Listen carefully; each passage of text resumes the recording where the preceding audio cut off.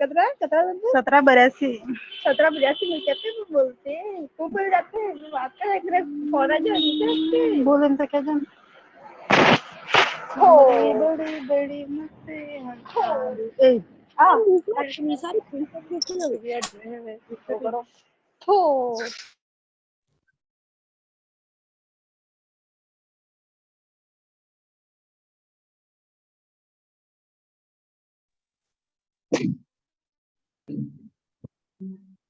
Hello hello जी बोलिए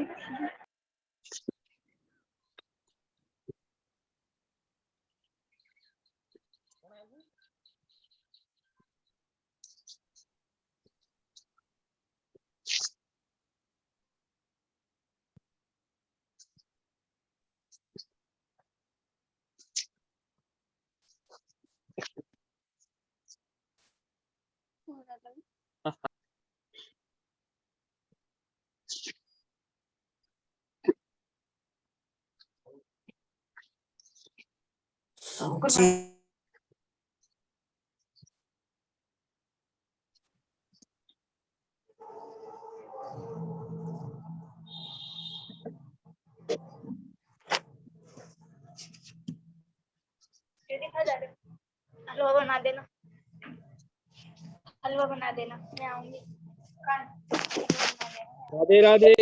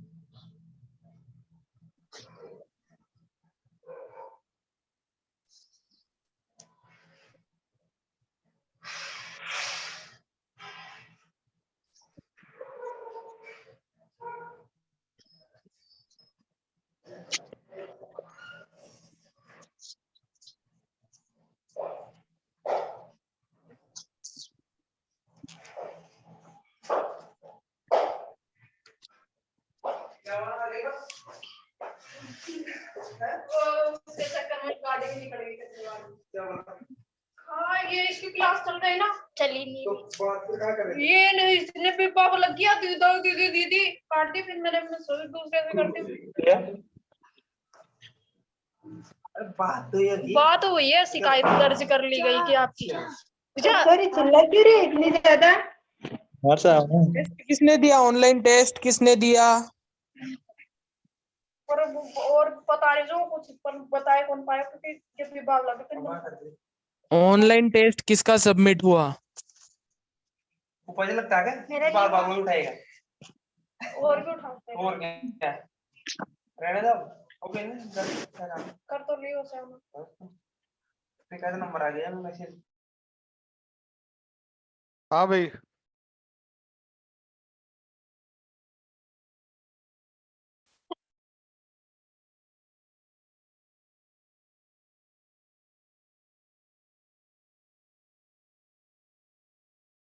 क्या पढ़ लिया था लास्ट में बताओ।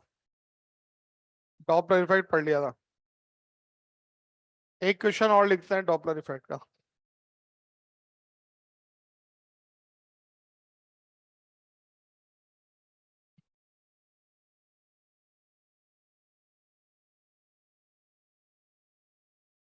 देखो इधर,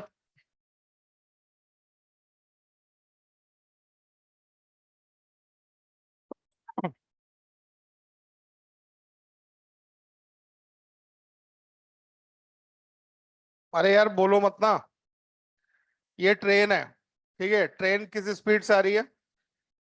10 मीटर पर सेकेंड से जो है वो ट्रेन आ रही है ना। और एक कार है वो इधर जा रही है, कार है, इसके अंदर आदमी बैठा है, ठीक है। इसकी स्पीड मान लो 20 मीटर पर सेकेंड है।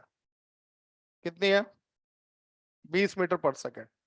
ये जो डिस्टेंस है ये मान लो 400 मीटर है, और ये जो डिस्टेंस है वो कितनी है? 300 मीटर है, ठीक है। ये हॉर्न बजाएगा ये ट्रेन, इसकी फ्रीक्वेंसी जो है वो आपकी 600 हर्ट्ज है। ये आप कुछ सिखा रहे हैं, सीख लो यार, ठीक है। 600 हर्ट्ज इसकी फ्रीक्वेंसी है ना। अब ये आदमी उधर जा रहा है, ये इधर जा रहा है ना। तो आप वो जो पास आ रहा है कि दूर जा रहा है? पास आ रहे हैं दोनों। तो उस कंडीशन में जो इसको फ्रीक्वेंसी आवृत्ति जो है बढ़ी हुई सुनाई देगी, ठीक है। तो आपको इसकी आभासी आवृत्ति बतानी है कितनी होगी, ठीक है। अब सुनो मैं कर रहा हूँ, इधर देखो सुनो। दोनों की डायरेक्शन अलग अलग है। अभी तक अपन ने जितने क्वेश्चन किए उसमें एक ही एक्सिस पे चल रहे थे दोनों, या तो एक समान दिशा में चल रहे हैं या विपरीत दिशा में चल रहे हैं, पर एक ही लाइन में चल रहे हैं कि नहीं चल रहे हैं। इस बार दोनों जो है अलग अलग एक्सिस पर मूव कर रहे हैं, ठीक है। तो आवाज तो आपको पता है सब तरफ जाती है। तो उस कंडीशन में आपको क्या करना है, इनसे ये दूरी बनानी है ऐसे, ठीक है। जल्दी बताओ, ये 3 है, ये 4 है, 500 मीटर हो जाएगा। इस 500 मीटर का मुझे कुछ नहीं करना, बस ये एंगल की बात करूंगा तो ये एंगल बनेगा 53 डिग्री का। कितना बनेगा? और ये वाले एंगल की बात करूंगा तो बनेगा 37 डिग्री, ठीक है। तो आप देखो, इस 10 का 10 इधर की तरफ है वेलोसिटी, इस 10 का इधर की तरफ घटक लोगे तो ये होगा 10 cos 37, है क्या नहीं? इसी तरह से ये 20 है, इस 20 का भी इधर की तरफ घटक लोगे तो ये होगा 20 cos, अरे बना जाए। इन दोनों वेलोसिटी को लेके चलना है आपको, ठीक है। cos 37 का मान बताओ। तो ये लिखोगे 10 × 4/5, आंसर आ जाएगा कितना? 8 मीटर पर सेकेंड। कितना आ जाएगा? और इसका मान बनाओगे तो 20 × 3/5, कितना आ जाएगा? 12 मीटर पर सेकेंड आ जाएगा। बोलो। अब आवृत्ति का formula, N dash equal to लिखते हो वी, वी नॉट, नीचे लिखोगे V, V S into N, यही है। चलो सबसे पहले श्रोता, पास आ रहा है कि नहीं आ रहा है? प्लस का साइन। स्रोत, पास आ रहा है कि नहीं आ रहा है? पास आ रहा है तो आवृत्ति बढ़ानी है तो नीचे किसका साइन? माइनस, बस। N dash equal to V का मान लो, ध्वनि का वेग वी इक्वल टू जो है वो 320 मीटर पर सेकेंड है। कितना है? ठीक है। तो 320 plus 12 divide by 320 minus 8 into आवृत्ति 600 दे रही है। ऐसा देता हूं जो कट जाए, कितना बचेगा? ये 312, 624 है ना। ये 624, 312 से काटोगे 624 को तो 2 बार, एन डैश इक्वल टू जो है वो 332 इंटू 2, 664 हो जाए। समझ में आ गई क्या बात? इस तरह से घटक लेके और एक अक्ष बना देना उनके, ठीक है।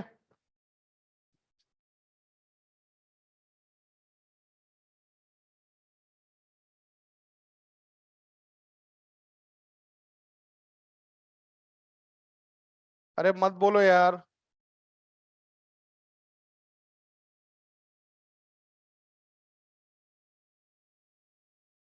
बताओ मेरे को, बताओ।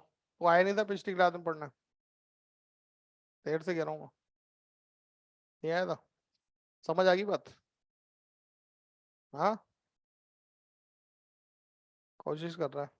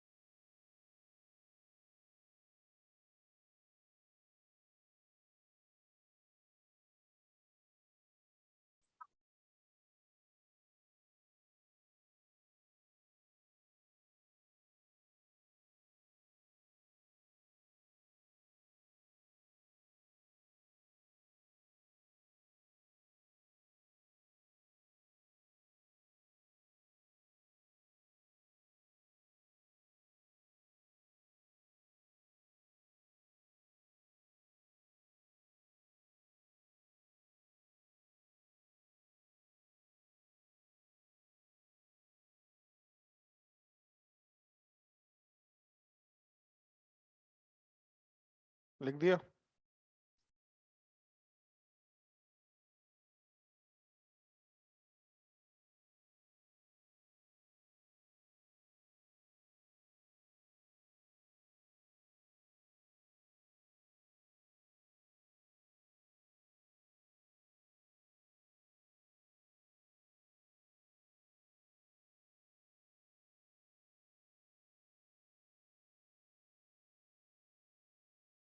लिख दिया होगा। चलो, अब लिखो, ये तो हो गया आपका ध्वनि का डॉपलर इफेक्ट पढ़ा बना है ना। अब लिखो प्रकाश का डॉपलर प्रभाव, प्रकाश में डॉपलर प्रभाव, प्रकाश में डॉपलर प्रभाव।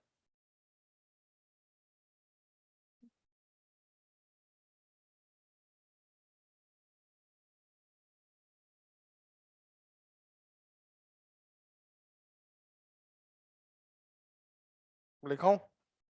अब देखो इधर ध्यान से, ध्वनि की स्पीड कितनी है? 332 किलोमीटर पर आवर, या 330 किलोमीटर पर आवर, या 320 किलोमीटर पर आवर, जो भी दे रखा हो लिखते हैं, है ना। अब इसकी तुलना में कार कितनी स्पीड से चल रही है? 10 से 20 से चल रही है कि नहीं चल रही है? बोलो भाई। तो इसका मतलब जब कार वार चल रही होती है तो उसकी तुलना में ध्वनि की जो चाल होती है ना, वो ज्यादा नहीं होती। तो हम कार वार की चाल को नगण्य नहीं मानते, उसका भी प्रभाव पड़ता है कि नहीं पड़ता? पर प्रकाश की कितनी चाल है? 3 × 10⁸ मीटर पर सेकंड है कि नहीं है? अब इसकी तुलना में कोई भी कण चल रहा होगा, कोई भी कार चल रही होगी, या कोई भी ग्रह चल रहा होगा, इतनी स्पीड से थोड़ी चल सकता हो, है कि नहीं? इसका मतलब जब हम प्रकाश के डॉपलर प्रभाव की बात करते हैं तो वहां पर जो है वो श्रोता, अब यहाँ श्रोता नहीं होगा, यहाँ होगा आपका जो है प्रेक्षक। क्या होगा? श्रोता तो मतलब सुनने वाला, तो जब हम ध्वनि में पढ़ रहे थे तो श्रोता था। अब प्रेक्षक है, देखने वाला है। बोलो भी। तो जो प्रेक्षक होगा उसकी चाल का कोई प्रभाव नहीं होता है, ठीक है। क्योंकि कभी भी कोई भी ऑब्जेक्ट जो है वो इतनी स्पीड से नहीं चल सकता है जितनी स्पीड से जो है प्रकाश गति करता है, ठीक है। लिखो इसमें, फर्स्ट पॉइंट लिखो इसमें नीचे।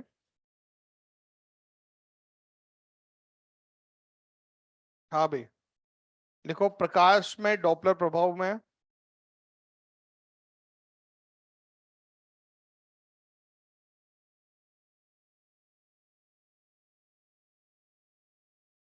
प्रेक्षक के वेग पर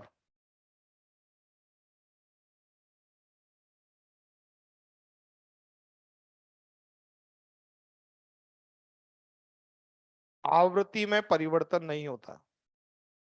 प्रेक्षक के वेग के साथ लिख दो यार, प्रेक्षक के वेग के कारण लिख दो, प्रेक्षक के वेग के कारण आवृत्ति में परिवर्तन नहीं होता, ठीक है।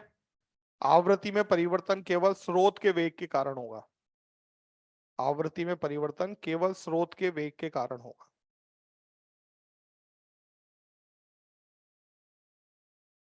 ठीक है।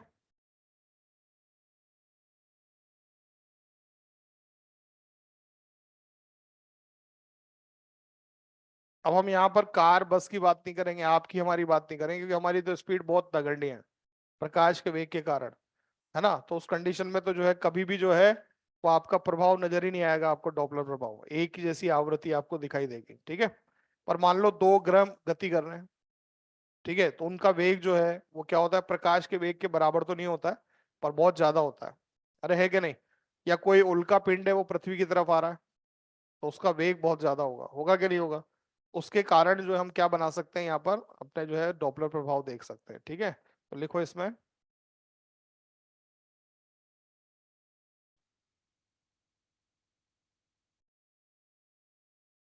देखो पास आने की स्थिति में, पास आने की स्थिति में,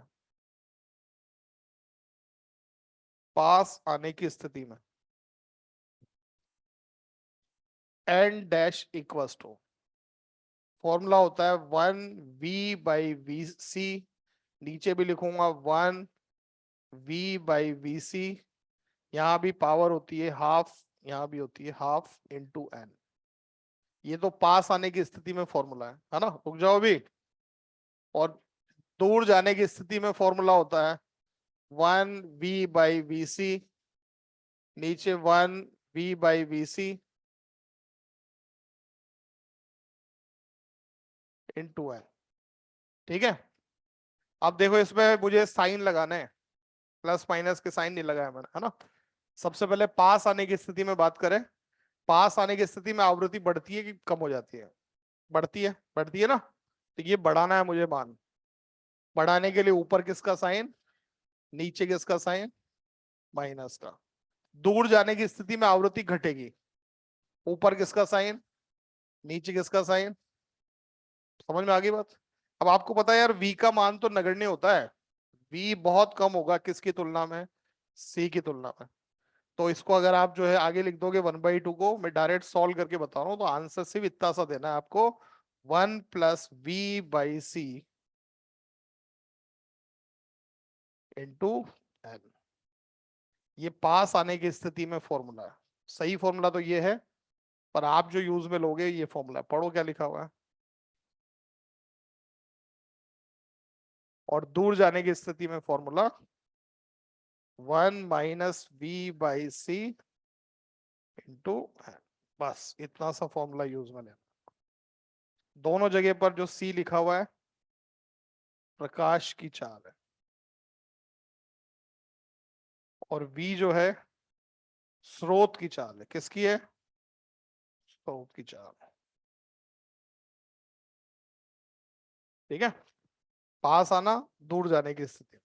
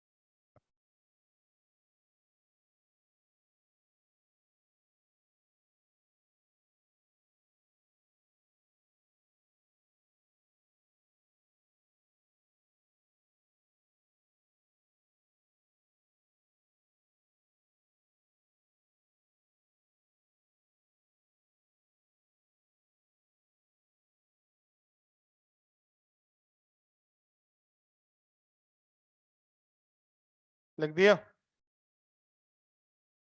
पास आने की स्थिति में आपको आवृत्ति बढ़ा देनी है, बहुत सिंपल सा फॉर्मूला है, हमेशा यही फॉर्मूला लगाना है, 1+v/c इंटू एन। और दूर जाने की स्थिति में फॉर्मूला, बस, है ना। लिख दिया भाई, चलो अब देखो इधर ध्यान से, यहाँ परिवर्तन के कुछ फॉर्मूले भी होते हैं। डेल्टा एन अपॉन एन का formula delta lambda upon lambda लिख सकते हो आप। अगर आपको लैम्डा में परिवर्तन बताना है तो इस फॉर्मूले से बताओगे। दोनों में चलेगा, ये पास आने में दूर जाने में किसी में भी बताओ। डेल्टा एन अपॉन एन जो है वो आप जो है डेल्टा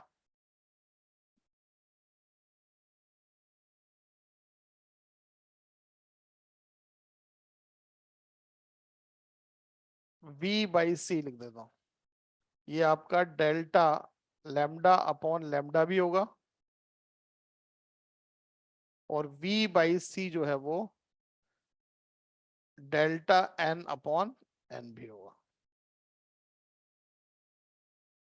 ठीक है, पास आए दूर जाए, अगर आपको आवृत्ति में परिवर्तन निकालना है या आपको तरंग दैर्ध्य में परिवर्तन बताना है तो आप डायरेक्ट क्या बता सकते हो, v बाई सी करके मान बता सकते हो उसके। ठीक है, एक प्रभाव होता है जिसको बोलते हैं रेड शिफ्ट, सुना है क्या आप लोगों ने? क्या बोलते हैं हिंदी में? हाँ,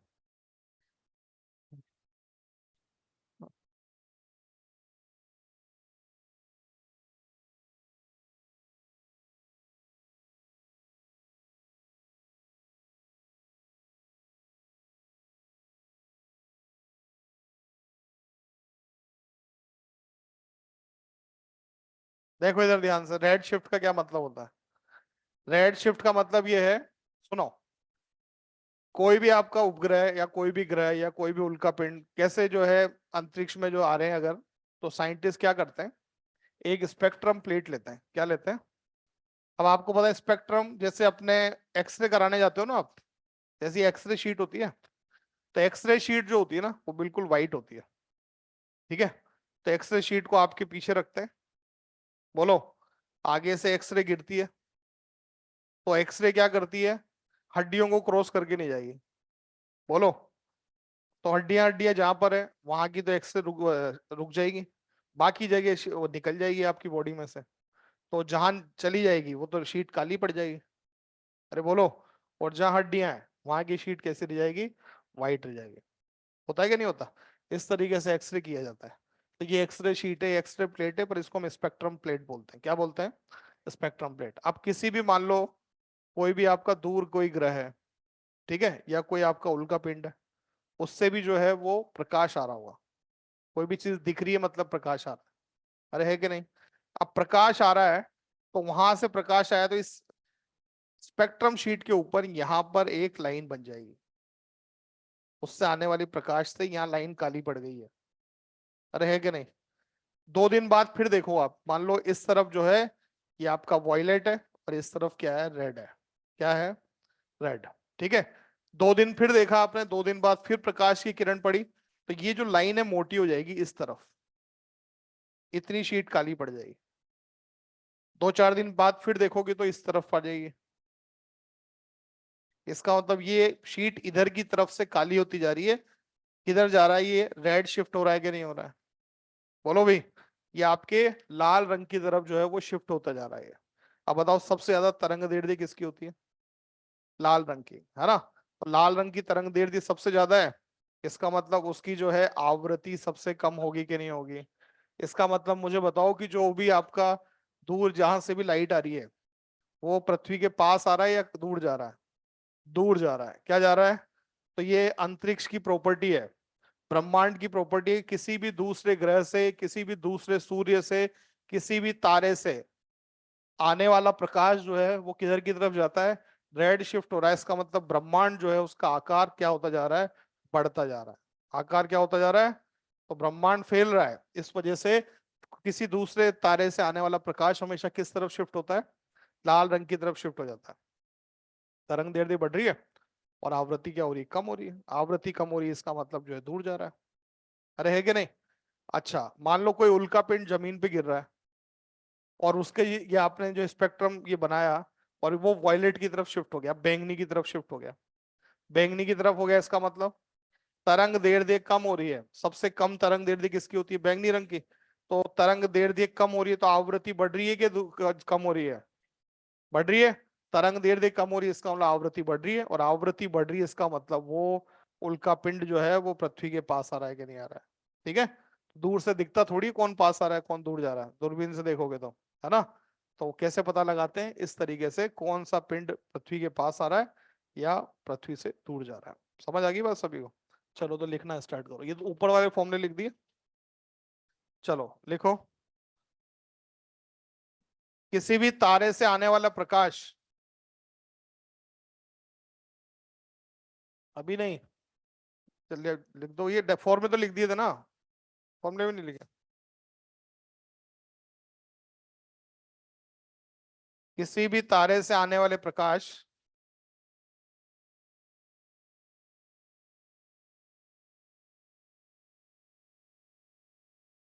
का स्पेक्ट्रम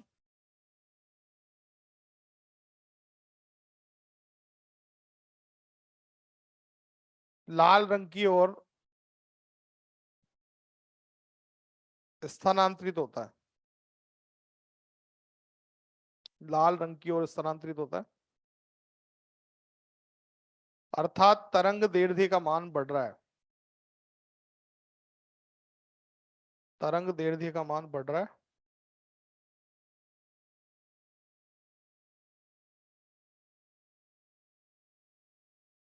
तरंग दैर्ध्य बढ़ रही है मतलब आवृत्ति कम हो रही है, तो आवृत्ति कम हो रही है,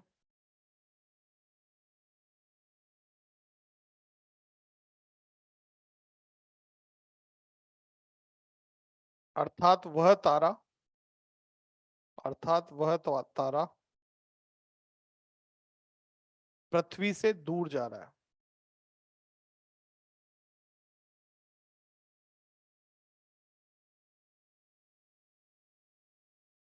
पृथ्वी से दूर जा रहा है। ठीक है, यह घटना ब्रह्मांड के विस्तार को बताती है, यह घटना ब्रह्मांड के विस्तार को बताती है। कोई भी तारा आप जो भी ऊपर देखते हो आसमान में हजारों लाखों तारे हैं, किसी का भी स्पेक्ट्रम बनाया जाए तो वो हमेशा रेड शिफ्ट होगा, सारे तारे एक दूसरे से दूर जा रहे हैं, इसका मतलब ब्रह्मांड का आकार जो है वो आपका लगातार बढ़ता जा रहा है। ठीक है, दूसरा लिखो, यदि कोई उल्का पिंड, यदि कोई उल्का पिंड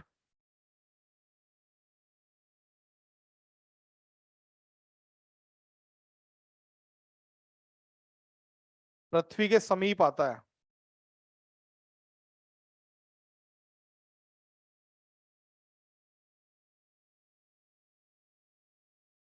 तो स्पेक्ट्रम बैंगनी रंग की ओर स्थानांतरित हो जाता है,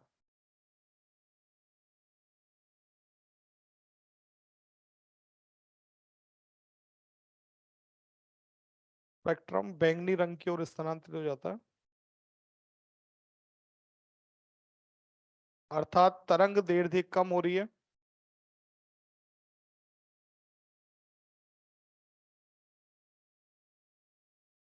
और आभासी आवृत्ति का मान बढ़ता जा रहा है। ठीक है, तो प्रकाश से, इससे जो है डॉपलर प्रभाव से बताया जाता है कि तारे, उपग्रह, उल्कापिंड ये आ रहे हैं कि जा रहे हैं। ठीक है, लाल रंग की तरफ अगर किसी का भी स्पेक्ट्रम शिफ्ट हो रहा है इसका मतलब वो दूर जा रहा है वो। ठीक है, और अगर बैंगनी रंग की तरफ शिफ्ट हो रहा है तो इसका मतलब क्या हो रहा है, वो पास आ रहा है। ठीक है, इसका कुछ भी निकाल सकते हैं, मान लो कोई उल्का पिंड आ रहे हैं, देखो इधर ध्यान से, अब आपने लैम्डा देख लिया कि जो है आज कितना बदल गया। ठीक है, लैम्डा में परिवर्तन लिख दिया, डेल्टा लैम्डा, नीचे लैम्डा लिख दिया, सी आपको पता ही है 3 × 10⁸ है, क्या पता चल जाएगा आपको, वी का मान। ठीक है, किस वेग से आ रहा है या जा रहा है ये भी पता चल जाएगा आपको। ठीक है, चलो अब लिखो आप, ये खत्म हुआ आपका डॉपलर प्रभाव, इतना सा याद रखना, प्रकाश के लिए अपने को ज्यादा नहीं पढ़ना। ठीक है, अब लिखो आप लोग प्रतिध्वनि, प्रतिध्वनि सुना है वर्ड प्रतिध्वनि, नहीं सुना?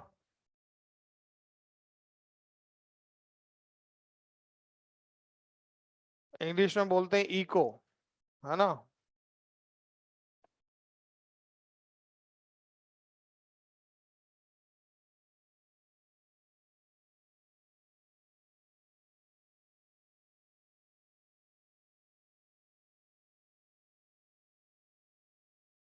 हाँ भाई, प्रतिध्वनि इको, इको भी नहीं सुना? जैसे मान लो आप किसी जो है पहाड़ी इलाके में चले जाओ, और वहां पे पहाड़ियों के बीच में खड़े होके चिल्लाओ, तो आवाज वापस सुनाई देगी ना आपको। अरे यहाँ क्यों चिल्ला रहे हो? ठीक है, ये क्या होती है? आपकी प्रतिध्वनि होती है। अब होता क्या है, कोई भी जब ध्वनि तरंग जाती है तो किसी न किसी आपकी दीवार से, क्लिफ से टकरा के वापस आती है। ठीक है, तो अगर वो टकरा के वापस आएगी तो आपको आवाज सुनाई देगी, है कि नहीं? जितनी दीवारों से टकरा टकरा के आ रही होगी उतनी बारी आवाज सुनोगे आप। अरे है कि नहीं? इसका मतलब प्रतिध्वनि जो है, अब प्रतिध्वनि कहाँ बनती है? इस कमरे में चिल्लाओगे तो आवाज आएगी क्या दोबारा? नहीं आएगी। ठीक है, उसका कारण ये है कि आपको मैंने बताया कि हमारे जो कान है, सुन रहे हो, उनकी आवृत्ति जो है वो कितनी है? 10 हर्ट्ज है। कितनी है? 10 हर्ट्ज है। मतलब 1 सेकेंड में 10 बार कंपन हो रहे हैं, तो आप उनको समझ पाते हो, है कि नहीं? 10 से ज्यादा बार कंपन हो रहे हैं तो आपको पता है वो एक ही आवाज सुनते हो कि नहीं सुनते हो? अपने बीट्स में पढ़ा था आपने, है ना? बीट्स में मैंने बताया था कि अधिकतम कितने कंपन सुन सकते हो आप? 10 से ज्यादा नहीं सुन सकते, क्योंकि हम 1 सेकेंड में 10 बार, हमारा जो ये कान का ड्रम है ये कंपित हो सकता है। ठीक है, तो आप जो है अंतर तभी कर पाओगे जब आपका आवृत्ति में अंतर 10 से कम होगा। 10 से ज्यादा हो गया तो आपको एक ही आवाज सुनाई देगी। ठीक है, अब देखो इधर ध्यान से, ये एक आदमी है, ये दीवार है, यहां से चिल्लाता है, ये चिल्लाएगा तो ये ध्वनि जाएगी, बोलो बेटा, और टकरा के वापस आएगी।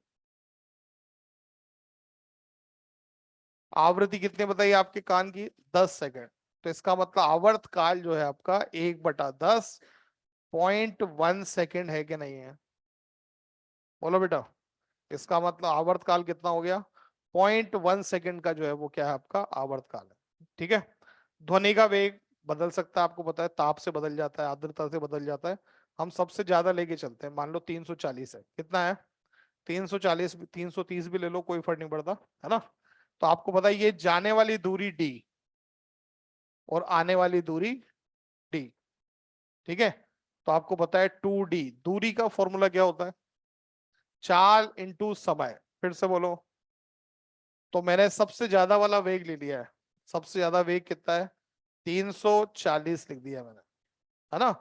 समय कितना है आपका? 0.1 सेकंड तो लगना ही चाहिए आने में। इससे कम समय लग रहा है तो आप दोबारा नहीं सुन पाओगे। जो बोल रहे हो, चिल्ला रहे हो, वही आवाज आएगी कि नहीं आएगी? कम से कम इतने का अंतर हो आने वाली और जाने वाली तरंग। ठीक है, यहाँ लिखा 0.1। तो डी को वस्तु आप लिखोगे तो 34, डिवाइड बाय 2 करोगे तो कितना आंसर आएगा? लगभग 17 मीटर। कितना होना चाहिए? इसका मतलब अगर यहाँ 330 ले लेते तो 16.5 आ जाता। तो मैंने सबसे ज्यादा लिया है, कितना लिया? लगभग 17 मीटर जो है दूर अगर कोई दीवार होगी, ठीक है, तभी जाके आप क्या सुन पाओगे? ई को सुन पाओगे। 17 मीटर से पास में कोई दीवार है तो फिर उस कंडीशन में ई को नहीं आ सकता। अब आप बोलो सर देखो वो दीवार तो 17 मीटर की है, अब मैं यहां से चिल्लाऊं तो ई को बनेगा क्या? नहीं। क्यों नहीं बनेगा? क्योंकि उसके अलावा भी तो दीवार है, ये भी मेरे लिए दीवार है। बोलो, ठीक है, आप भी दीवार हो। इसका मतलब ये तरंग गई और वापस आ गई कि नहीं आ गई? इस कमरे में और कुछ नहीं होता, सिर्फ इस कमरे में एक ही दीवार होती सामने, और उसकी दूरी कितनी होती? 17 मीटर या 17 मीटर से ज्यादा। तो उस कंडीशन में सिर्फ ध्वनि तरंग उससे जाके टकराती और वापस आती कि नहीं आती? तो थोड़ी टाइम लगता उसको आने में, जो मेरे कान उसका अंतर कर सकते थे। अब आप किसी पहाड़ी पे खड़े हो, दूर दूर तक कुछ भी नहीं है, सामने दूसरी पहाड़ियां दिख रही है दूर दूर, ठीक है, तो उस कंडीशन में क्या होगा? आप जब चिल्लाओगे तो ध्वनि को जाने में भी टाइम लगेगा, आने में भी टाइम लगेगा, और वो पहाड़ियां 17 मीटर से दूर होंगी, तो आप क्या सुन पाओगे? और ई को सुन पाओगे। समझ में आ गई बात सभी? ठीक है, बना दो ऐसा कैसा। प्रतिध्वनि सुनने के लिए न्यूनतम दूरी, प्रतिध्वनि सुनने के लिए न्यूनतम दूरी।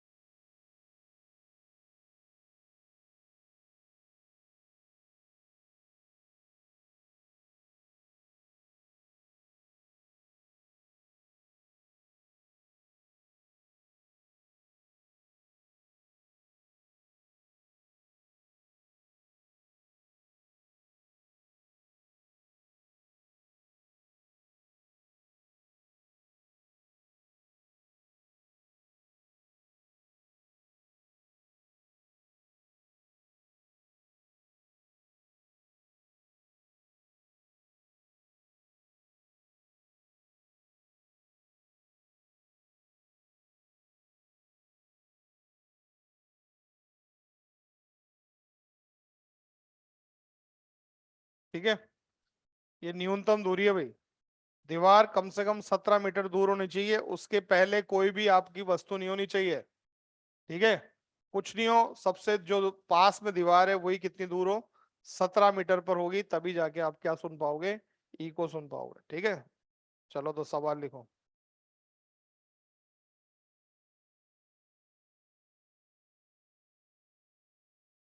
लिखो, एक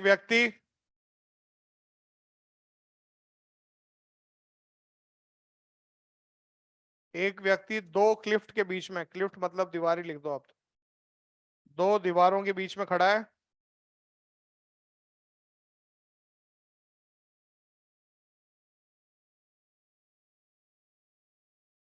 और वह क्रमागत रूप से 2-2 सेकंड में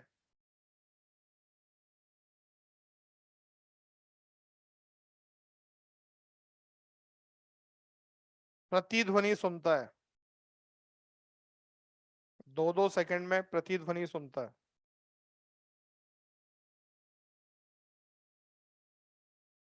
ठीक है, यदि ध्वनि का वेग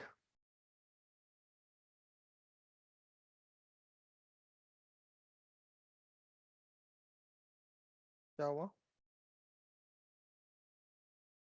300 कितने लिखा हूं बताओ, 320 320 मीटर प्रति सेकंड हो, ध्वनि का वेग 320 मीटर प्रति सेकंड हो, तो दोनों दीवारों के मध्य की न्यूनतम दूरी होगी।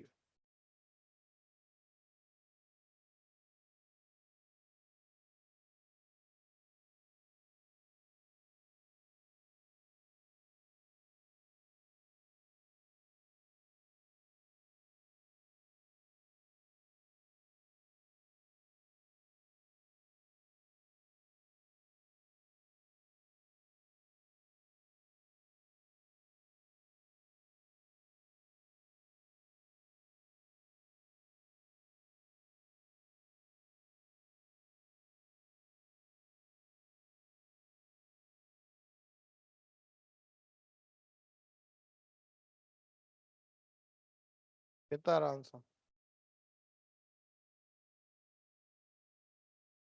कितना रहा, 1280 मीटर। हाँ, 320, 640,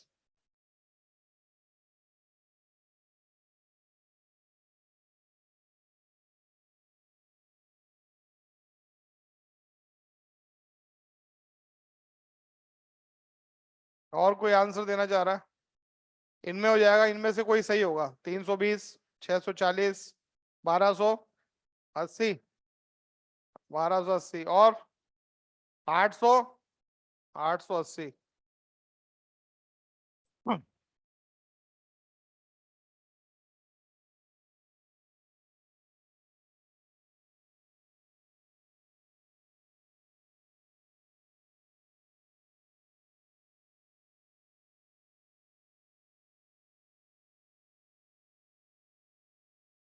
देखो इधर, ये दो क्लिफ्ट हैं यार, तुम मेरी क्लास में बोलते रहते हो, सब में ऐसे बातें करता हूँ। हाँ, बाहर निकालू क्या किसी को मैं, इधर देखो यार, 2-4 दिन की बात है, देख लो इधर, डांटूंगा नहीं किसी को मैं, पर मैं सवाल नहीं करूंगा, ध्यान रखना। ठीक है, मजाक नहीं कर रहा, मैं सही बता रहा हूँ, 2-4 सवाल छोड़ दूंगा इंपॉर्टेंट, अगर तुम बोले तो। अब दोबारा बात नहीं होगी इस मामले में, फिर बाद में मत कहना कि सर ने ये तो बताया नहीं था, छोड़ दिया था सर ने, है ना। देखो इधर ध्यान से, दो दीवारें, इनके बीच में एक आदमी खड़ा हुआ है, क्रमागत रूप से 2-2 सेकंड में सुन रहा है। क्या सुन रहा है, क्रमागत का मतलब क्या हुआ, पहले एक दीवार का सुन ले, बोलो भाई, फिर दूसरी दीवार का सुन ले, फिर वापस पहली दीवार का सुन ले, फिर दूसरी दीवार का सुन ले, ऐसे सुन ले, है ना। तो मान लो ये आदमी यहाँ पर है, ध्यान से देखो, पहले 2 सेकंड की बात करते हैं। तरंग को जाने में समय लगे 1 सेकंड, कितना? आवाज नहीं आ रही। और वापस आने में भी सेकंड लगे 1 सेकंड, तो 2 सेकंड में तरंग आ जाएगी किसकी? बोलो भाई। 2 सेकंड में आवाज सुन ली उसने। अब इधर से जो तरंग चली उसको जाने में समय लगे 2 सेकंड, कितना लगे? और टकरा के आने में वापस फिर 2 सेकंड ही लगेगा, तो 4 सेकंड बाद इधर से आवाज सुन ली उसने। अरे है कि नहीं? फिर ये जो इधर से आई थी तरंग वो इधर भी जाएगी, फिर वापस आके 2 सेकंड में फिर छठे सेकंड में आवाज सुन लेगा। और जो तरंग इधर से आई थी वो 8वें सेकंड में इधर आ जाएगी वापस। नहीं आई क्या बात समझ में? बोलो भाई। एक तरफ से तरंग को जाने में समय लगेगी 1 सेकंड, आने का 1 सेकंड, तो 2 सेकंड बाद उसने फिर से आवाज सुनी। बोलो। फिर दूसरी तरंग जो है वो उधर की तरफ जाए और वापस टकरा के आ जाए चौथे सेकंड में, मतलब 2 जाने का 2 जाने का, फिर 4 सेकंड बाद फिर उसने आवाज सुन ली। बोलो। फिर जो तरंग उधर से आई थी वापस वो इधर जाके 1 सेकंड में जाके वापस आ जाएगी, फिर छठे सेकंड में फिर आवाज सुन ली। अरे है कि नहीं?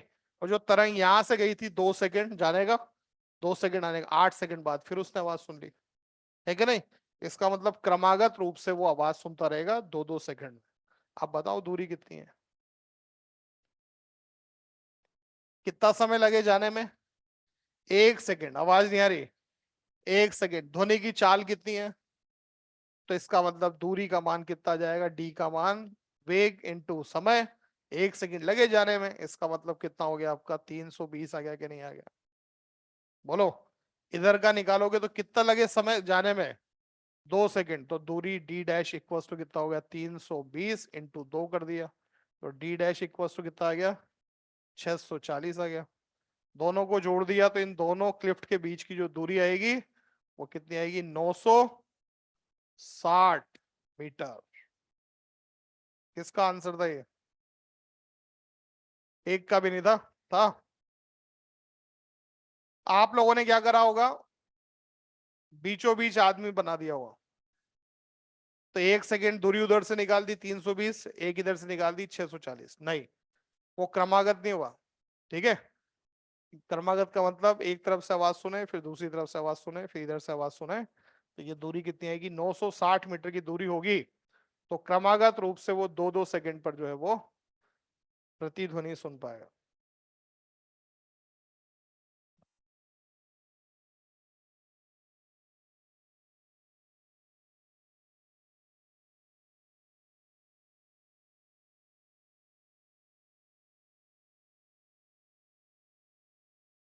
ठीक है? तो आदमी को कभी भी बीच में नहीं बनाना है। ठीक है? एक के पास में, एक से दूर होना चाहिए। मान लो मैं बोलता आपसे कि जो है 3-3 सेकंड में सुन रहा हो, कितने सेकंड में? तो इधर वाले का बनाते 1.5 सेकंड आने का, 1.5 सेकंड जाने का। उधर वाले का बनाते 3 सेकंड जाने का और 3 सेकंड आने का। समझ आ गई बात? ठीक है? हाँ, दोनों की बराबर दूरी नहीं बनानी कभी भी।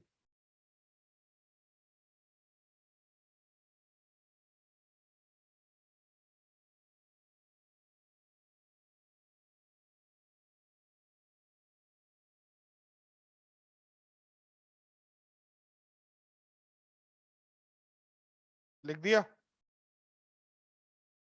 अब लिखो रिवर्बरेशन। रिवर्बरेशन छोड़ो, हिंदी में लिखो तुम तो। गूंज। गूंज गूंज।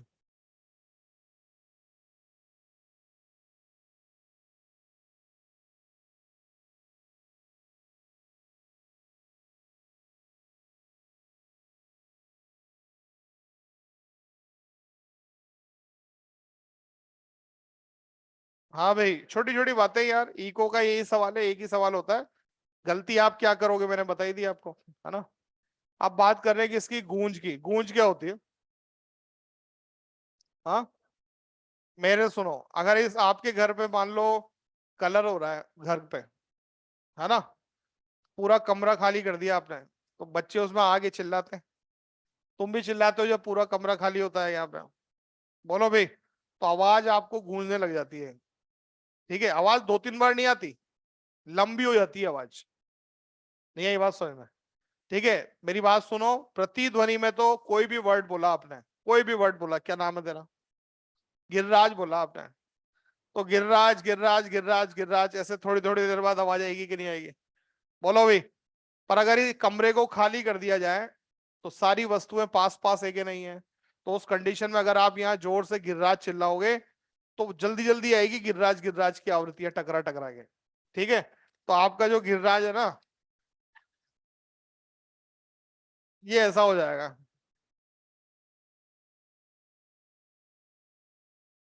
नहीं आई बात समझ में? वो आवाज क्या हो जाएगी गिर्राज की, एक ही बार आएगी पर वो लंबी हो जाएगी आवाज।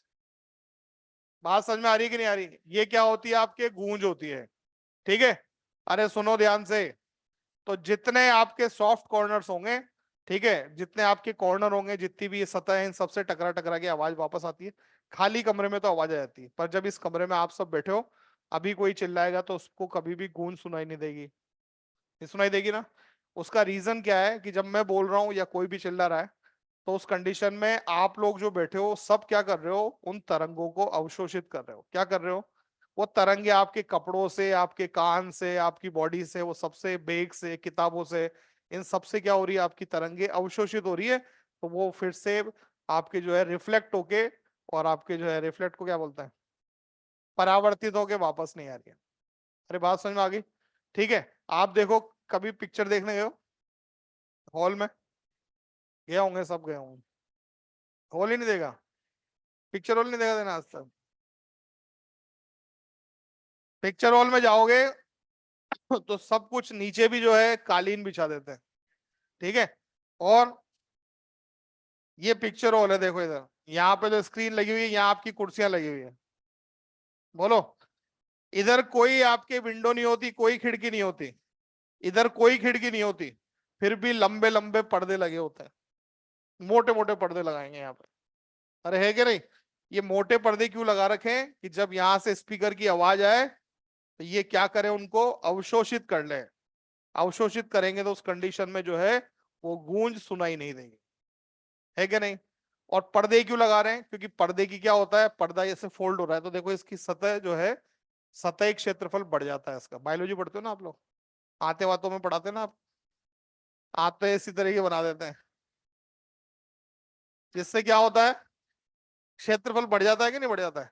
क्षेत्रफल बढ़ता है तो उससे क्या होता है, जो है जल्दी कोई भी चीज अवशोषित हो रही है कि नहीं हो रही है। तो ये पर्दे लगाने से भी क्या हो रहा है, इसका जो है क्षेत्रफल बढ़ रहा है। क्षेत्रफल बढ़ने से क्या हो रहा है आपका, ये तरंगे अवशोषित हो जाती है। समझ में आ गई बात सभी को? सीमेंट का मकान होगा तो सीमेंट के मकान में जो है गूंज ज्यादा सुनाई देगी आपको, और गाँव का मिट्टी का मकान होगा, ठीक है, तो मिट्टी का मकान हो, गोबर ओबर से उसको कर देते हैं ना, तो उसमें आप चिल्लाओ उसमें आपको गूंज सुनाई नहीं देगी। क्यों? क्योंकि वो मिट्टी क्या कर रही है, वो उसको अवशोषित कर रही है कि नहीं कर रही है। बात समझ में आ गई? लिखो। देखो, खाली कमरे में जब किसी खाली कमरे में आवाज लगाई जाती है,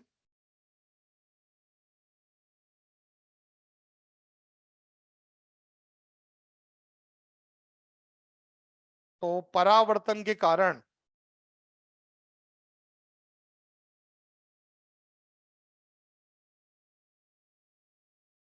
परावर्तन के कारण शब्द ज्यादा समय तक सुनाई देते हैं। बेटा ज्यादा समय बोल रहा हूं, ज्यादा बार नहीं बोल रहा, ठीक है?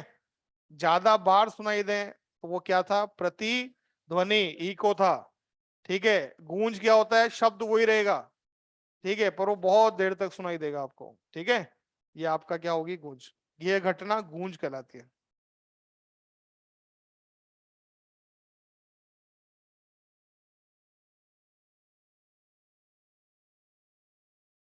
ठीक है, अब नीचे लिख दो, लिख दो सीमेंट की दीवारों की तुलना में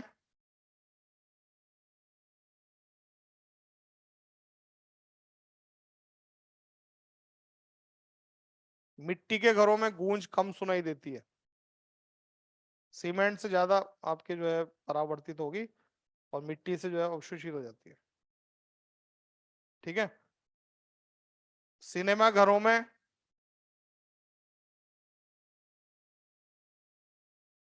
गूंज को कम करने के लिए मोटे मोटे पर्दे लगाए जाते हैं, कालीन बिछा दिया। कुर्सियां भी सारी की सारी कैसी होगी आपकी, किसकी बनाएंगे, कपड़े की कुर्सियां होती है। देखो आप कभी भी जो है रेगजीन की कुर्सी नहीं होगी आपके किस सिनेमा थिएटर में, किसकी होंगी आपके, अच्छा अगर थिएटर होगा तो उसमें किसकी होंगी आपके, कपड़े की और मखमल की कुर्सियां लगाएंगे। इससे क्या करे, वो क्या करे, उसको अवशोषित कर पाए। ठीक है, गूंज को कम करने के लिए पर्दे लगाए जाते हैं।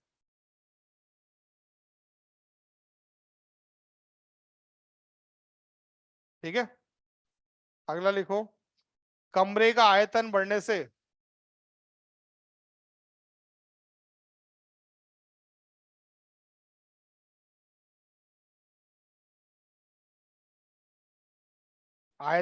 से गूंज बढ़ती है।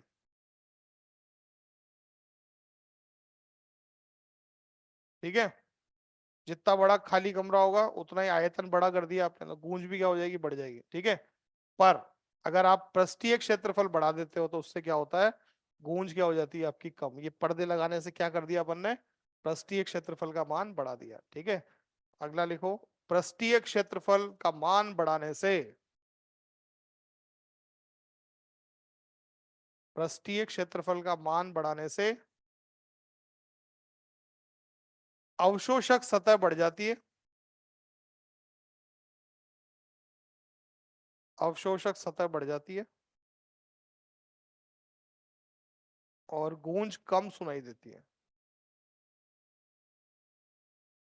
ठीक है, अब दोबारा थिएटर में जाओ तो देखना, ऊपर देखना छत की तरफ, छत में जो टाइल्स लगी होंगी ना, उनमें छेद छेद हो रहे होंगे बहुत सारे। ठीक है, आजकल ऑनलाइन का जमाना है, ऑनलाइन कोई टीचर पढ़ा रहा हो और उसका कमरा दिख रहा हो आपको, ठीक है, तो दीवारों पे क्या करते हैं, छेद छेद वाली टाइल्स लगाते हैं चारों तरफ, क्योंकि वो कमरे में अकेला ही पढ़ा रहा होगा, चिल्ला रहा होगा, तो गूंज बनेगी वहां पे। अरे है कि नहीं, तो उस गूंज को कम करने के लिए जो आप जितने भी आपके बनते हैं स्टूडियो, उसमें क्या करते हैं, टाइल लगाते हैं जिनका क्या हो, छेद हो रहे हो उनमें, तो आवाज उनके अंदर चल जाए। ठीक है, या फिर टाइल जो लगाएंगे, ये टाइल ऐसी होगी आपके, ये दीवार है ना, इस पे टाइल ऐसी लगाते हैं, ऐसी बाहर निकली हुई टाइल, इससे क्या हो गया, क्षेत्रफल बढ़ गया कि नहीं बढ़ गया, सीधी होती तो क्षेत्रफल ये होता, ऐसे टाइलों का क्षेत्रफल बढ़ा दिया, इससे क्या होगा, अवशोषक सतह बढ़ जाएगी, अवशोषक सतह बढ़ जाएगी तो गूंज का मान क्या हो जाएगा आपका, कम हो जाएगा। ठीक है, अब ये चैप्टर हुआ आपका कंप्लीट, ताली बजाओ तुमको। अब लिखो आप लोग, बस बस यार बस, जब तुम्हें सब याद हो जाए तो फिर अपने लिए बजाना ताली, है ना, हो गया याद।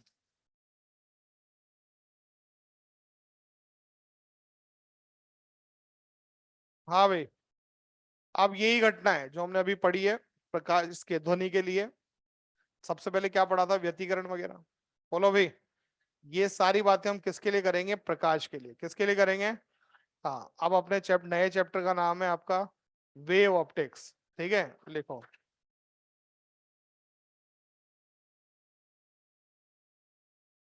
हेडिंग लिखो, तरंग प्रकाशिकी।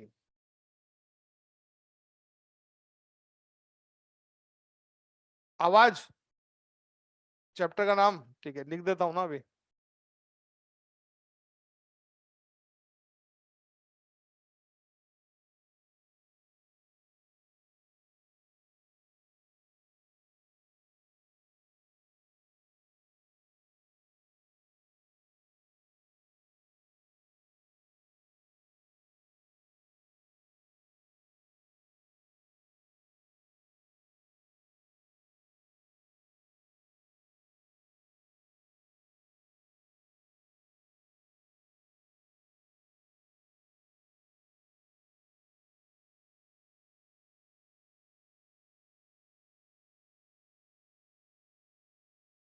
हाँ बेटा, हेडिंग लिखो वेव ऑप्टिक्स।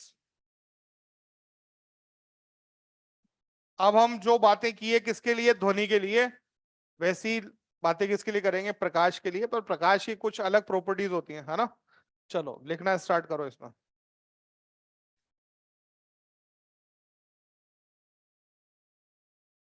हाँ बेटा लिखो इसमें, नंबर फर्स्ट पॉइंट, प्रकाश एक विद्युत चुंबकीय तरंग है। प्रकाश एक विद्युत चुंबकीय तरंग है। प्रकाश एक विद्युत चुंबकीय तरंग है। लिख दिया। विद्युत चुंबकीय तरंगें जितनी भी होती है, मैंने आपको स्टार्टिंग में बताया था कैसी होती है आपकी अनुप्रस्थ तरंग। ध्वनि तरंग कैसी होती है? अनुदैर्ध्य तरंग। कैसी होती है? कंपन किधर होते हैं ध्वनि तरंग में? वेग की दिशा में। और जो प्रकाश में कंपन किधर होते हैं?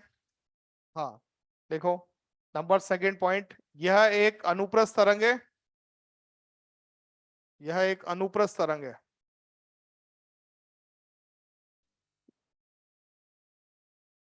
नंबर तीन, यह माध्यम व निर्वात दोनों में गमन कर सकती है।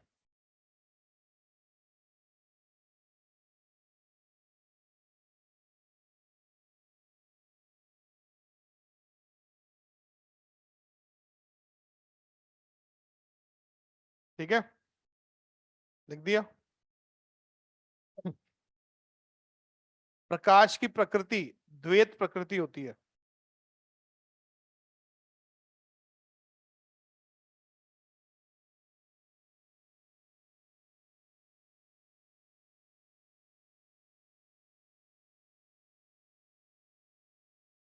कुछ घटनाएं इसी में, कुछ घटनाएं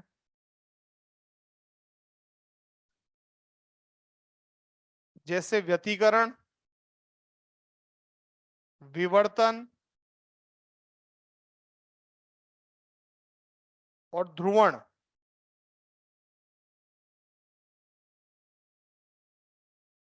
प्रकाश को तरंग मानकर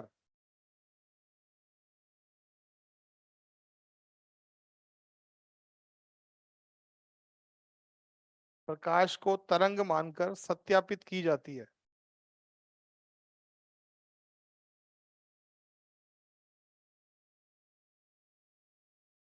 जबकि प्रकाश विद्युत प्रभाव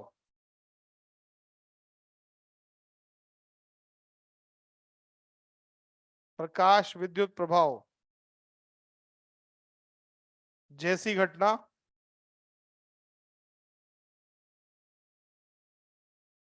में प्रकाश को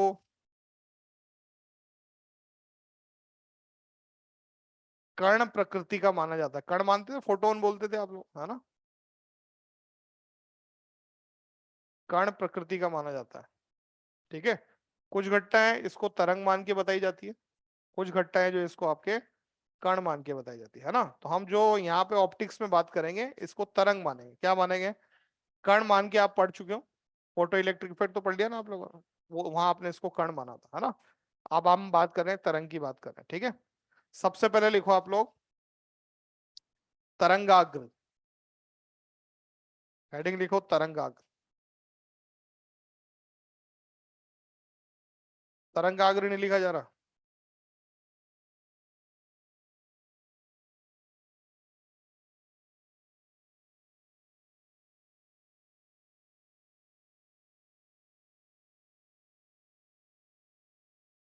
हाँ भाई, तरंगाग्र क्या होता है कौन बताया मेरे को? नाम से पता चल रहा है तरंग और अग्र लिखा हुआ है ना? तो तरंगाग्र बन गया ये। इसका मतलब तरंग का आगे वाला भाग क्या कहलाता है? तरंगाग्र कहलाता है। ठीक है, लिखो इसमें। मैं देखो प्रकाश या ध्वनि किसी की भी बात करें, मैं बोल रहा हूं तो सिर्फ एक ही तरंग थोड़ी निकल रही है मेरे मुंह से, हजारों तरंग निकल रही है। प्रकाश भी अगर आ रहा है कहीं से तो उसमें भी कैसी तरंगे आपकी? हजारों तरंग है कि नहीं है? ठीक है, तो जब प्रकाश आ रहा है तो उसकी हजारों तरंग है, वो एक पुंज के रूप में आ रहा है। किसके रूप में? तो एक ऐसा फ्रंट बनाया जाए, एक ऐसा तल बनाया जाए जिसमें सारी तरंगों का कलांतर शून्य हो, या सारी तरंगे समान कला में हो। किसमें हो? समान कला में। उसको क्या बोलते हैं? तरंगाग्र बोलते हैं। लिखो इसमें, देखो प्रकाश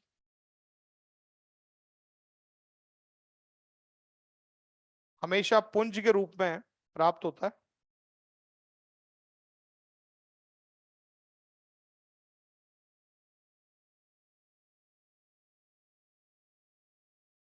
इस पुंज में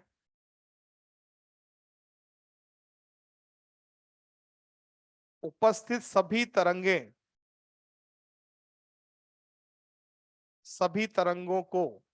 तरंगों को समान कला में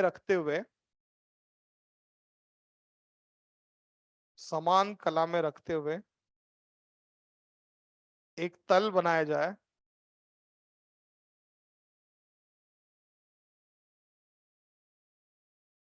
यह तल तरंगाग्र कहलाता है।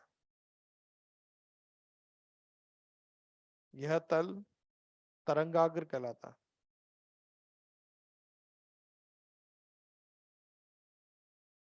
ठीक है, अगली लाइन में लिखना, तरंगाग्र 3 प्रकार का होता है।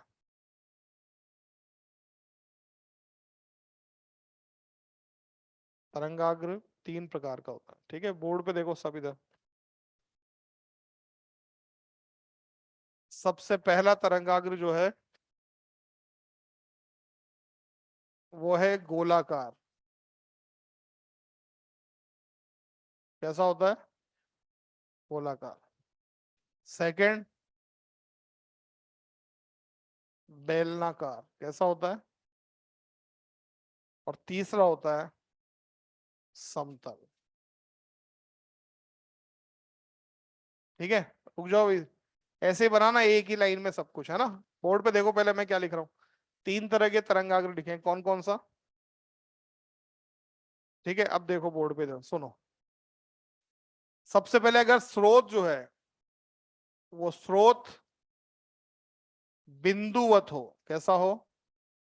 बिंदुवत या गोलाकार। कैसा हो बेटा? बिंदुवत या गोलाकार हो तो कैसा तरंगाग्र बनेगा? देखो ये बिंदु स्रोत है, तो तरंग जारी होगी। मान लो एक तरंग इधर गई, बोलो, एक तरंग इधर भी गई। अरे है कि नहीं? एक तरंग अग्र जो है ऊपर भी गई, एक तरंग जो है वो इधर भी गई। तो देखो ये सारे बिंदु एक पूरी तरंग को बता रहे हैं कि नहीं बता रहे हैं? इन सबको मिलाते हुए बना दोगे तो एक गोला बन जाएगा कि नहीं बन जाएगा? चारों तरफ बन जाएगा। ठीक है, अरे यार, आधी तरंग की बात कर, देखो यहाँ आधी हो रही है, यहाँ भी आधी हो रही है, यहाँ भी आधी हो रही है, यहाँ भी आधी हो रही है। ये सब आधी आधी को मिला दोगे तो यहाँ एक गोला बन जाएगा। इसका मतलब ये सारे बिंदु समान कला में है कि नहीं है? तो इस बिंदु के चारों तरफ एक गोला बना सकते हो आप। ये क्या है आपका? ये तरंगाग्र है जिसमें सारे बिंदु समान कला में है। इसको क्या बोलते हैं? इसको गोलाकार तरंगाग्र है। ठीक है, जैसे आप पिक्चर देखने जाते हो, आप बोलोगे हम तो गए नहीं, तो कभी कभी दुनियादारी भी देख लेनी चाहिए, पता है। ऐसा ऐसा ऐसा ऐसा थोड़ी बोल रहे हैं कि रोज ही पिक्चर देखो। कोई तो देखी होगी आज तक पिक्चर नहीं देखी देना। एक बार देखी थी, सर्कस देखा था, पिक्चर नहीं देखी।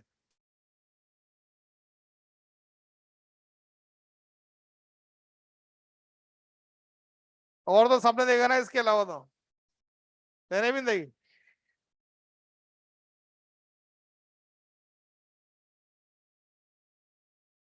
चलो इधर देखो, ये तो स्क्रीन है, पर्दा है। ठीक है, अब ये मान लो अपना बोर्ड पर्दा है, तो जो प्रोजेक्टर लगा होता है ना वो पीछे लगा होता है। यहाँ से लाइट आती है पीछे से, आदमियों के पीछे से बहुत लंबा होता है, यहाँ से लाइट आ रही है भाई। ठीक है, अब देखो इधर ध्यान से, यहाँ से प्रकाश निकला तो एक तरंग तो ये रही, पहुंच गई यहाँ पे। बोलो, एक तरंग यहाँ भी जाएगी, बोलो, और एक तरंग यहाँ भी जाएगी। तो बताओ कौन सी तरंग ने ज्यादा दूरी तय की? ऊपर और नीचे वाली ने ज्यादा दूरी तय करेंगे, इसका मतलब उनको पहुंचने में समय भी लगेगा। बोलो, तो अगर इनको पहुंचने में समय लगेगा तो बीच वाली तरंग तो पर्दे पे जल्दी पहुंच जाएगी, और ये ऊपर नीचे वाली तरंग को पहुंचने में समय लगेगा। तो पिक्चर टेढ़ी मेढ़ी चलेगी कि नहीं चलेगी? जैसे मान लो एक डाकू है, घोड़े पे बैठ के जा रहा हो, ये घोड़ा मान लो।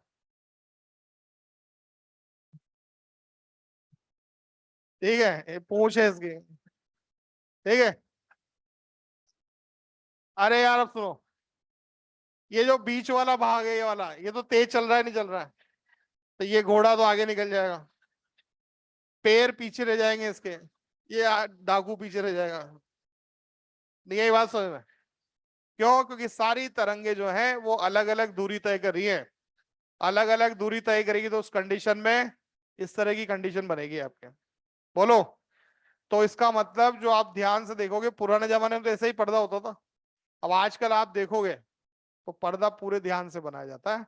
पर्दा इस तरह का नहीं होता है जैसा अपना बोर्ड लगा हुआ है, पर्दा थोड़ा कर्व होता है ऐसे, और ऊपर नीचे से भी कर्व होगा, और ये पर्दा जो बनाया जाएगा ये पर्दा ऐसा होगा। इसका मतलब गोला बनाओगे तो उसके केंद्र पर क्या रखा हुआ है? प्रोजेक्टर रखा हुआ है, और हर तरंग जो है वो कितनी दूरी तय कर रही है? त्रिज्या के बराबर। कितने के बराबर? तो अब बताओ, ये सारी तरंगे समान दूरी तय करेंगी कि नहीं करेंगी? सारी दूरी समान तय करेंगी, तो उस कंडीशन में इसे बोलेंगे तरंगाग्र। समझ गए? तो ये गोलाकार तरंगाग्र कौन बनाता है? ये जब भी बिंदु स्रोत होगा तो वहां पर तरंगाग्र कैसा होगा आपका? गोलाकार। ठीक है, दूसरे पर आते हैं।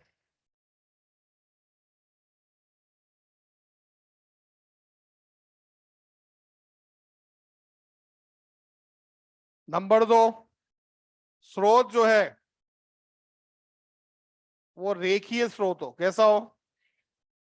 या फिर बेलनाकार।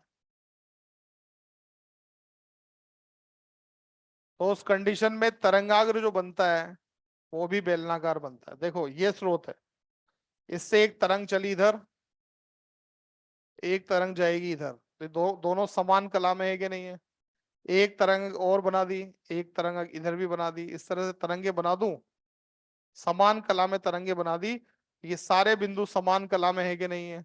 इसके चारों तरफ बनाओगे तो ये कैसा बन जाएगा आपका? बेलनाकार तरंगाग्र होगा कि नहीं होगा? बोलो भाई। तो ये है बेलनाकार तरंगाग्र। कब? जब स्रोत कैसा होता है? रेखीय स्रोत होता है, तो उस कंडीशन में, या सिलेंड्रिकल आपका होगा तो उस कंडीशन में बेलनाकार जो है वो बनेगा। तीसरा कौन सा है? समतल। जब स्रोत कहां पर हो? अनंत पर। कहां पर हो? स्रोत जो है वो अनंत पर हो, तो अनंत से तो सीधी लाइन आएगी। बोलो बेटा। सारी तरंगे ऐसे आ रही है, सूर्य से आने वाला प्रकाश है ये। देखो ये सारे बिंदु समान कला में है कि नहीं है?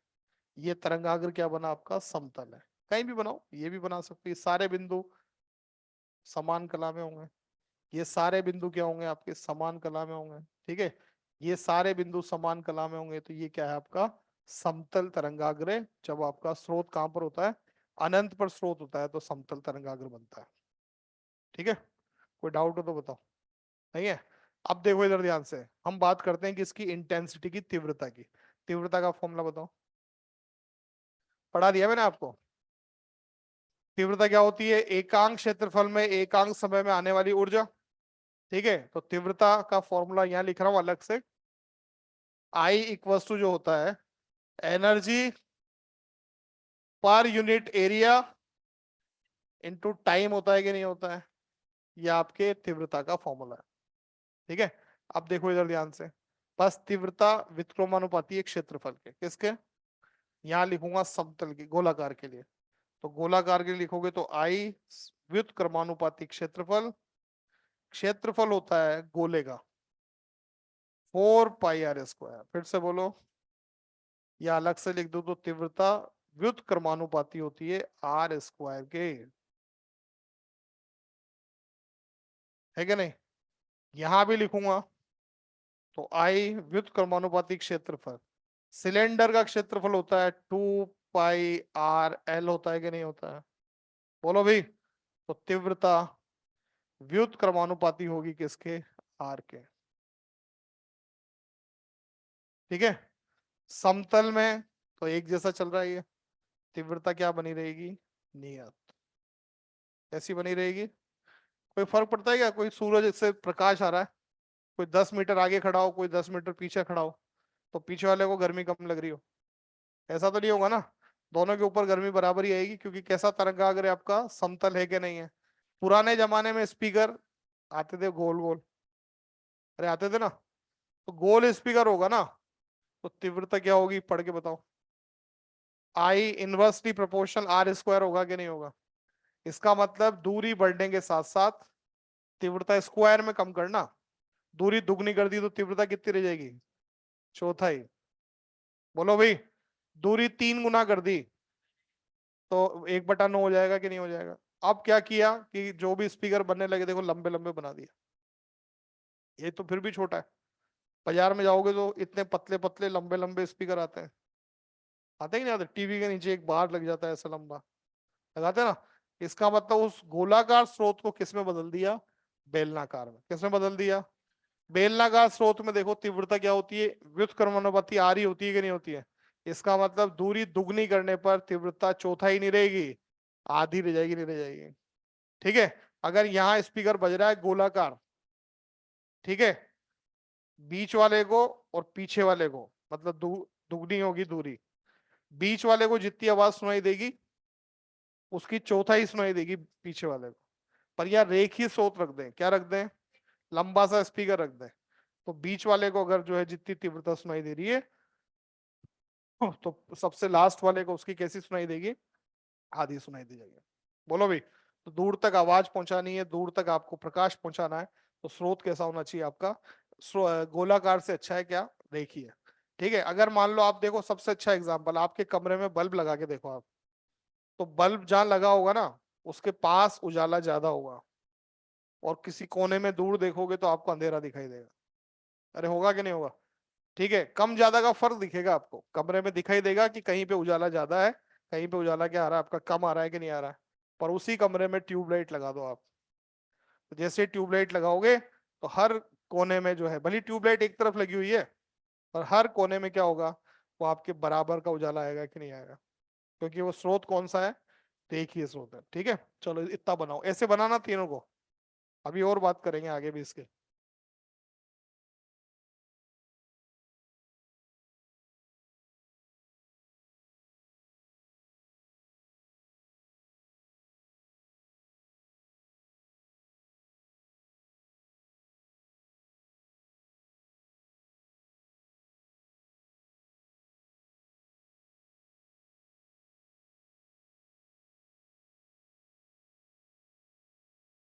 एक काम करूँ क्या यार, एक मिनट देखो पहले, ये क्या लिखा हुआ है, क्षेत्रफल, इसको ए नहीं लिख रहा मैं, एस लिख दूं, हाँ, क्योंकि ए में आयाम को लिखूंगा ना।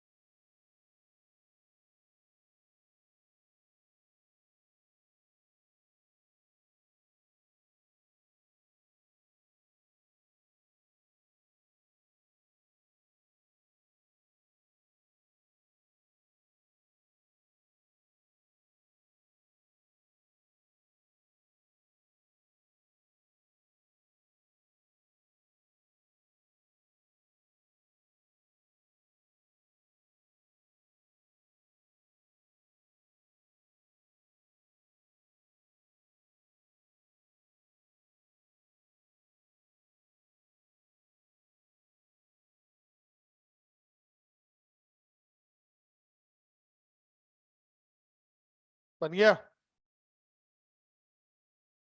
मैंने तुम्हें कुछ बोला था, तुम शायद भूल गए हो, मैं नहीं भूलूंगा, ध्यान रखना। मैं कहा तुम बोलोगे ना तो मैं डांटूंगा नहीं। ये ध्यान रखना तुम भूल गए हो बोली 5 मिनट बाद, पर मेरे को याद है। जो सबसे इंपॉर्टेंट होगा ना वही छोड़ूंगा।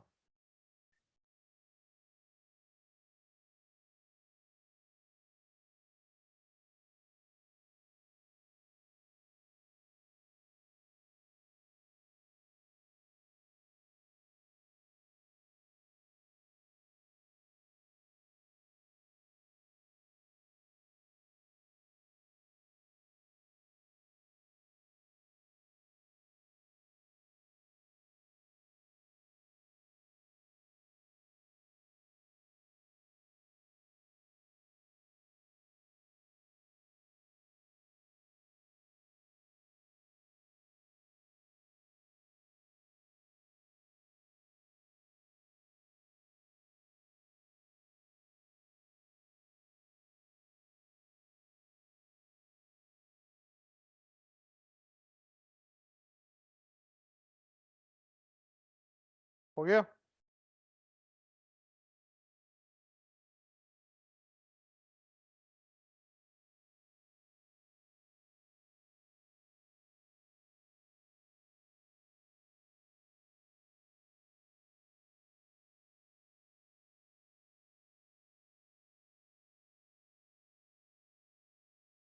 देखो इधर, तीव्रता का फॉर्मूला आपको पढ़ा है के ए स्क्वायर, याद आ रहा है? बोलो। तो इसका मतलब तीव्रता आयाम बनाना है तो तीव्रता का रूट कर देंगे, नहीं कर दें? बोलो। देखो तीव्रता समानुपाती है किसके? तीव्रता समानुपाती आर स्क्वायर है किसके लिए? बिंदु स्रोत के लिए, मतलब गोलाकार के लिए। बोलो। तो अगर मैं इससे आयाम बनाऊंगा तो आयाम क्या होगा आपका? तीव्रता का रूट कर दूं? बोलो।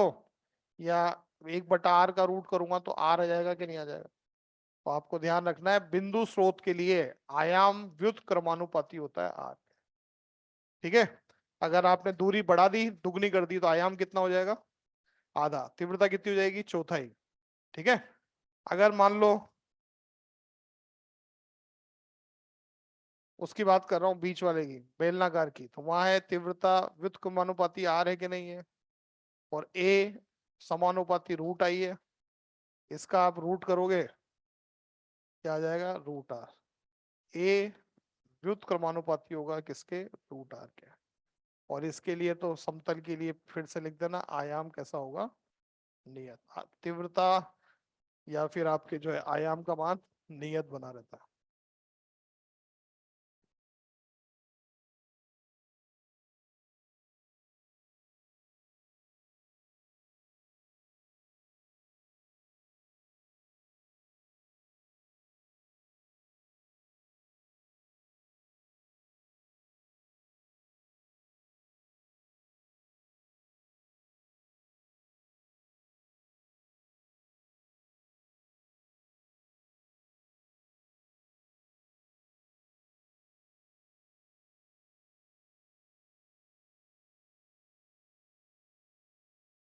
लिख दिया?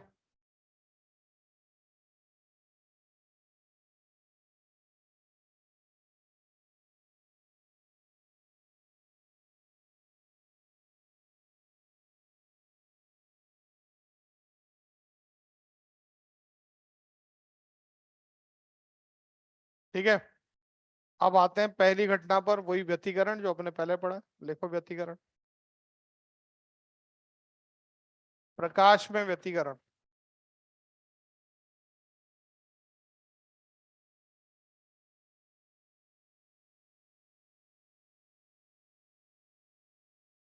देखो इधर, दो तरंगे, y1 इक्वल टू लिख दिया a1 साइन ओमेगा टी। बोलो। अभी मत लिखना a2 साइन ओमेगा टी। नई तरंग बन गई। नई तरंग क्या होती है? सीधा लिख रहे हैं, a sine omega T plus five. बोलो बेटा, ये तरंग आ गई नहीं। आयाम का फॉर्मूला बताओ, आता है तुम्हें?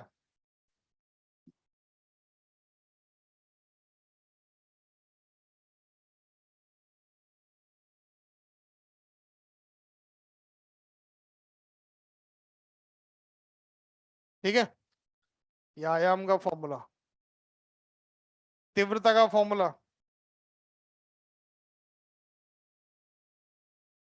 पढ़ा नहीं ना घर जाके,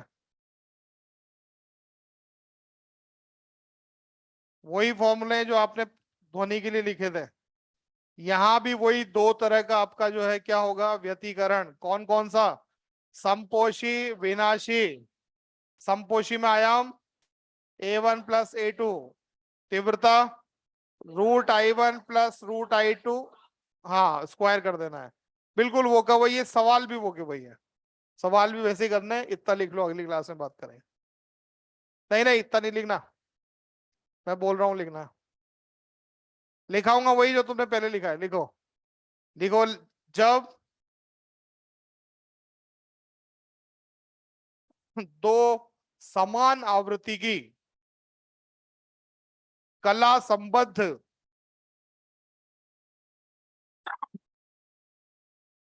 प्रकाश तरंगे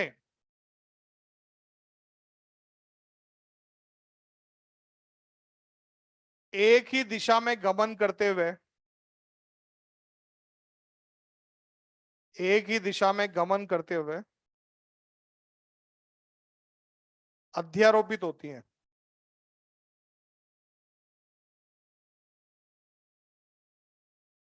तो परिणामी तरंग का आयाम व तीव्रता का मान